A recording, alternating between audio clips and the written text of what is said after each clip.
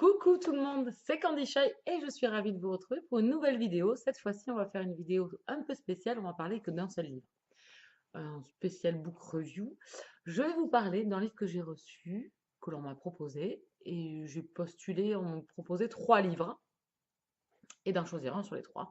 Donc j'ai pris un contemporain, et je vous parle de L'Atelier des souvenirs de Anne Hidou Tivé aux éditions Librinova. Livre que j'ai reçu grâce à Mathieu de la chaîne Enjoy Books.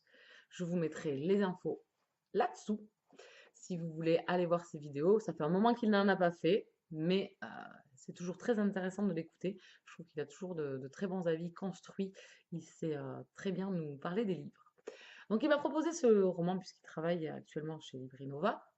Il m'a proposé ce bouquin. J'ai tenté, j'ai dit bon, allez, c'est parti. J'en attendais pas grand-chose en fait, hein. J'ai pas forcément lu la quatrième de couverture un petit peu en diagonale, on va dire. C'est surtout la couverture en elle-même qui m'a beaucoup plu et le titre.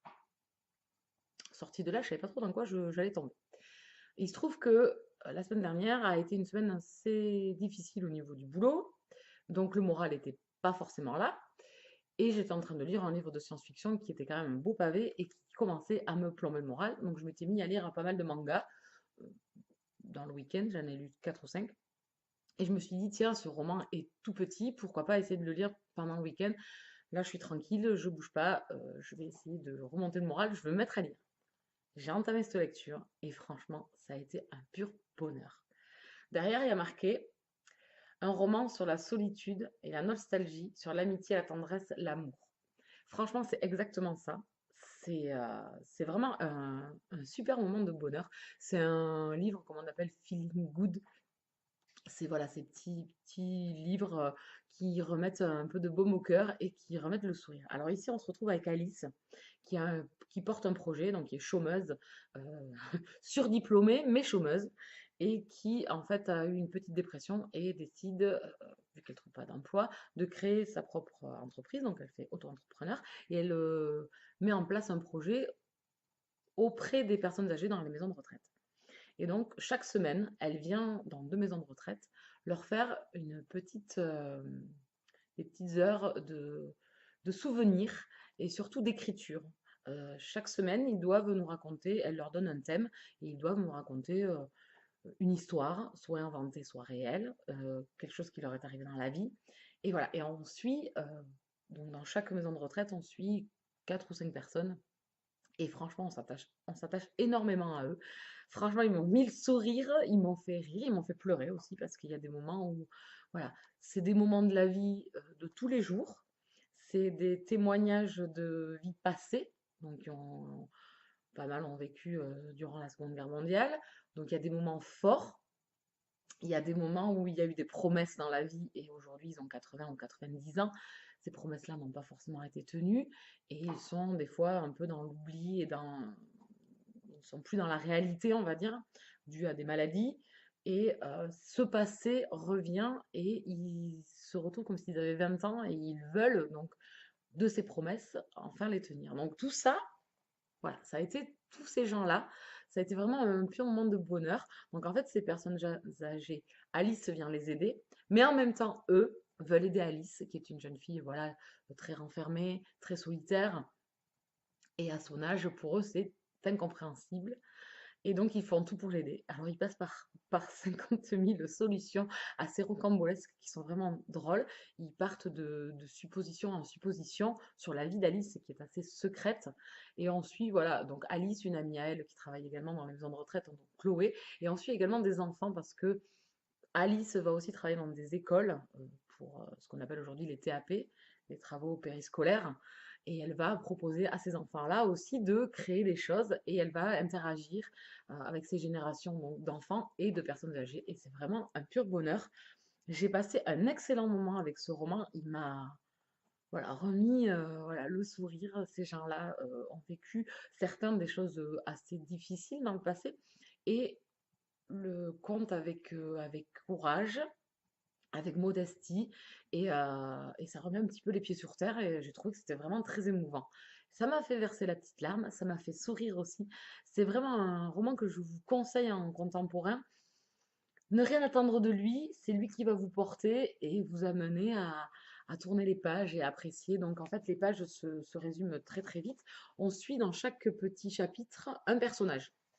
C'est très très court, ça se lit en 4-5 pages et on passe à un autre personnage. Donc on a, comme je vous dis, 4-5 personnes par maison de retraite, plus Alice et plus Chloé et plus les enfants de l'école. Et j'avoue qu'avoir la vision de toutes ces personnes-là qui apportent à l'histoire et qui apportent leur petit grain de sable, on va dire, dans l'engrenage du récit, c'est vraiment très prenant. C'est, je veux dire, un roman simple, mais plein d'amour et plein de tendresse. Et j'ai adoré, voilà, d'interagir avec ces personnes, de rentrer dans leur vie, d'essayer de les comprendre et d'amener tous ces petits moments de bonheur qui s'amènent en fait mutuellement.